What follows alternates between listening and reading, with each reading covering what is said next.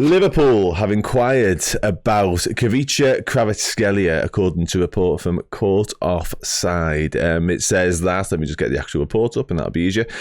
Scroll down. There we go. Liverpool have inquired about the potential of signing Napoli playmaker Khvicha Kvaratskhelia, whose future at the Serie A club looks in serious doubt. Sources with a close understanding of the situation have informed Court Offside that Liverpool have asked for information on Kvaratskhelia in terms of how much he would cost when taking into account his transfer fee and wage demands. It goes on to say that PSG are also interested in the Georgia international. Now, Chloe, I guess first and foremost, like, his future is definitely uncertain at Napoli. We know that even before this report, it's been sort of spoken about for a few weeks. I think he's even spoken about it, and he's going to sort of address what happens next in his career after the Euros. So whether Liverpool are desperate to sign him or not, it does look as though this is a player that will be on the move in a not too distant future. Yeah, it does. He's obviously 23 now. He's won the title with Napoli.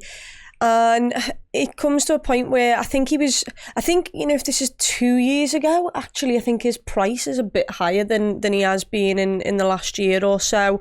Obviously, when Napoli were on top, he was a major part of that. And he's still, at the age of 23, a very young footballer who, you know, still got the peak years ahead. The only thing I would say is that I remember seeing a couple of weeks ago Fabrizio Romano basically saying that he's ready to sign a new deal at Napoli, and it seemed like for the past however many years he's been perfectly happy with that being the only option. It was only when his dad came out at the start of the Euros and was like, we want to leave here, did everyone think that his future was uncertain. But the looks to be like the player will try and force a move if possible. Napoli are very much coming out and resisting it and saying, no, we're absolutely not letting him go. We're the people in charge here. So that could end a little bit sour. It could mean that a team need to pay quite a high amount in terms of a fee. Ultimately, if you're asking me if Liverpool will be after him, I'm going to say no. But because of the fee? Because of the fee. Okay. But he is, you know, a top quality footballer. Like I mentioned, still young. So many years to grow and to become even better than what he is. And for Napoli, he's been their main man, but it looks like he will end up somewhere else. Hopefully not in a team that comes up against Liverpool too often. No, I tend to agree. Yeah, he's definitely a phenomenal player, and he's the sort of player that I think would strengthen any top club around Europe, to be honest. Only 23, as mentioned, 30 caps for Georgia, 15 goals up until this point. Now, you said there a couple of years ago, probably would have cost a little bit more. So if you go back to the season, Napoli obviously won the Scudetto de Serie A 2 seasons ago. 34 appearances in the league that time, 12 goals, 13 assists, like really, really impressive numbers.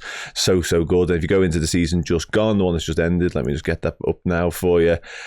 Here we go. He got 11 goals and 8 assists in 34 appearances again. So a mini drop off, really. But again, you know, decent enough numbers for what is a winger, not an out and out centre forward. Now, Chloe mentions the price tag there. I found a recent report from the Manchester Evening News that claimed that he would cost in and around the €100 million mark, which is £87 million, George. I mean, let's start off with the player, I guess, as opposed to the Liverpool fit. Wonderful footballer. Is he worth that sort of money still? I'm not sure. I think that today's market's a bit of a weird one in terms of for PSG, who have obviously just lost Mbappe. If they are also in for him, they probably do pay that.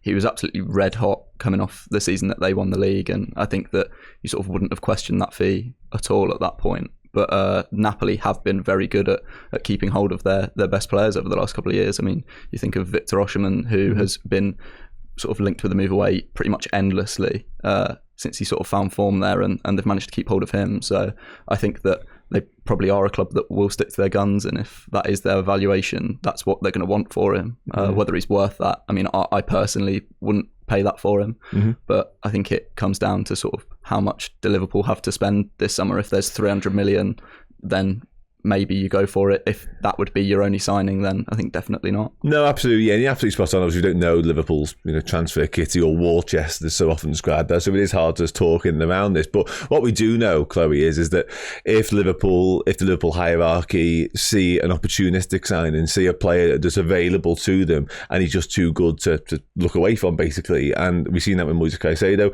the money can be there in terms of, like, if Liverpool see an opportunity, like I say, and see a possibility of signing someone who they they believe can be transformational, game-changing, whatever sort of superlative you want to put on it, they will spend the money. Would you put Kvaratskhelia in that sort of bracket? When you consider the forward options that we have, like Luis Diaz is obviously the conversation in around this. Like, would you see Kvaratskhelia for upwards of £80 million as a massive upgrade on Luis Diaz?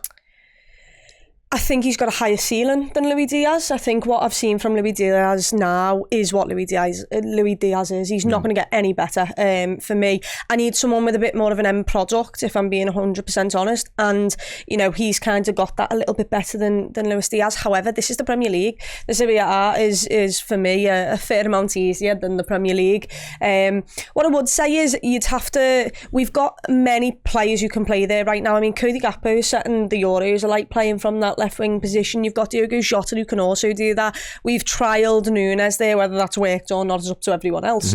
But it seems like I just don't think that is a left winger is not what Liverpool 100% need right now. If it was a bit like, you know, Lenny Yoro when we spoke about him, and it's like he's just a player where we've seen that there's an option to get him and he's just an additional buy. It's got nothing to do with what they're trying to plan, and they'll still carry on getting the targets that they actually want. It's just you can't miss out on that opportunity. Then yeah, sure, but I feel like you'd have to sell Diaz to generate the money to then bring in Kvaratskhelia. You've got to give him, because Diaz won't be happy with you just playing Kvaratskhelia ahead of him. Gakpo will have something to say about that as well, Diogo Jota. And also we've got a bigger problem on that right wing where you've got Salah and then your next back player is Ben Doak, or you're moving Diaz to the right, which could be a potential thing that we do. But it all just seems a little bit too far-fetched for me. Yeah, no, I absolutely agree with you. And I think you're right. I think you are sort of adding to the problem if you outwardly actively try and sell Luis Diaz. It's not something Liverpool need to address right here, right now. But I do think if the Luis Diaz stuff were to come to fruition, you know, if everything his dad has said in recent times, not that he's been sort of explicit in the fact that Diaz is desperate to leave this summer, but they have alluded to the fact they would be interested in the move to Barcelona and to Spain. I think if that was to all of a sudden come to a head this summer, someone like a Kvaratskhelia, even for that type of price tag for me, I'd be made up if that was the replacement. That's what I would say. That's a top tier, top grade replacement. Absolutely agree with that 100%. A lot of people talking about Nico Williams. I do want to differentiate. I'd love him as well, please. You're not the one from Forest, not the one we used to have. I do want to differentiate this, the way of saying Nico. It's starting to grate on me a little bit, but it's not Nico, it is Nico. And there has been a report on him today. Came from the Athletic's Spanish reporter, Paul Ballas. And it says that the Athletic club forward has been discussed as a potential target for Liverpool if a winger is needed for Arne Slot's new project. Toffee getting excited next door there. God knows what over. More importantly, it is detailed that Williams will be available for a fee of $47 million due to release clause in his contract. It goes on to mention. That seems ridiculous. You can't miss out on that, by the way. Do you think that's more in that sort of wheelhouse? Yeah. But not just that, like he's setting the Euros like 47. To me, that seems like a low risk. It's right in the sweet spot for Liverpool. Yeah, it really is. A release clause less than 50 million. Like that is a young kid who looks like he could be something absolutely special. Yeah, I'd be all over that. George? Yeah, 100%. I think if those are your two options, Kvaratskhelia or Williams, I think you go for Williams every day of the week. He's 2 years younger and looks as good a player. I can't comment on which one has the higher ceiling. I just don't know. But I think he is the type of player who would be ready to fit straight in at Liverpool. Even though he's young, I don't think you'd need to give him sort of 2 seasons of playing second fiddle to one of the other left wingers before he's ready. I think you could bring him in and add him straight into that rotation, and you don't necessarily have to have him playing every week. And obviously we don't know what Slot's going to play like, whether he will rotate the front sort of three a lot like we did see last season, or whether he's more just going to pick an 11 and stick to it. But I feel like he's just sort of the perfect profile of the sort of player that when you think of Michael Edwards' ideal signings, he fits that really well. He's ticking a hell of a lot of boxes, I've got to say. Yeah. And obviously everyone listen, he's very much flavour of the past 24 hours. I'm fully aware of that. Like, I don't want to sort of jump on that bandwagon. And I said before, season as well, he's a good player. It's not just one flash in the pan performance. Absolutely not, 100%. Like, but I was very mindful and wary of the fact that even coming into work today, that I was almost certain there was going to be a report about Nico Williams and Liverpool, because it just felt such a tap in. And that's not to say Liverpool aren't interested, by the way, but it did feel almost too easy a win for any journalist. And again, not doubting the credibility whatsoever, but it was always going to happen, is what I'm trying to say. But also for that price tag, surely loads of clubs are looking at him, because any club worth their salt will be looking at him for that, because that's crazy. I mean, last season, just to touch on that then, 31 La Liga appearances, 5 goals, 14 assists. And actually, as much as I love a goal-scoring winger, see Sadio Mane, see Mo Salah, the assist numbers are phenomenal. Like, 14 assists is really quite something. When we talk about end product, we often criticise Diaz for not adding the assists, let alone the goals. That's something. And also, interestingly, Chloe, before you come in, so obviously predominantly from the left wing, 30 appearances there, a little bit deeper, but whatever. And I know it's only a very small sample size, because it's only 3 appearances on the right wing, but it's 3 appearances on the right wing. And we're talking about needing someone to take the burden off Salah a little bit. There's a very small example of that. So listen, great option. Yeah, and also, look, he's young enough that you can mould him into that kind of player.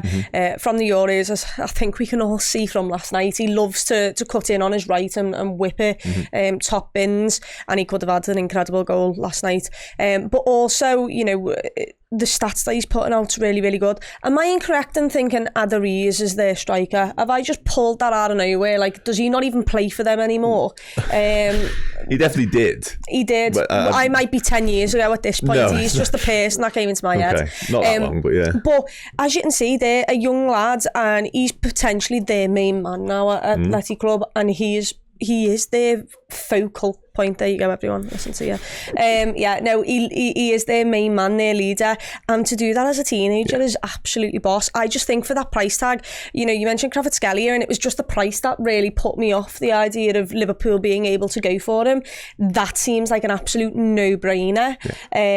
And I am very scared, because I feel like loads of Premier League clubs will be all over that, and they should be. No, 100% it should be. Yeah. As I often like to do when Liverpool are linked to more or less anyone, I head straight to FBref and just have a look at the similar players to the player that we're talking about. And this is based on sort of stats and numbers in around performances, as you can see there, over the last year. And name-wise, there's a couple of eye-catching ones, I think it's fair to say. Anthony Gordon, I think a lot of people will be interested in seeing him linked to Liverpool, and he's right up there amongst them. Dembele, people have split opinions on him, whatever. Gabriel Martinelli, I really like. I mean, I don't love seeing Mudryk in that list. I don't enjoy seeing Dembele there, to be perfect. I'm all right. I know you've got a thing with Dembele. Chukwueze is a good player. Savio, likewise, had a brilliant season for Girona. So, again, this isn't sort of the main acid test when it comes to ranking a footballer. But again, George, I think there's more positivity in the round, and just generally with him as an option. Yeah. Oh, and he's so young that just because he's sort of in and around those players now, you know, there's so much improvement to come from him in 5 years' time when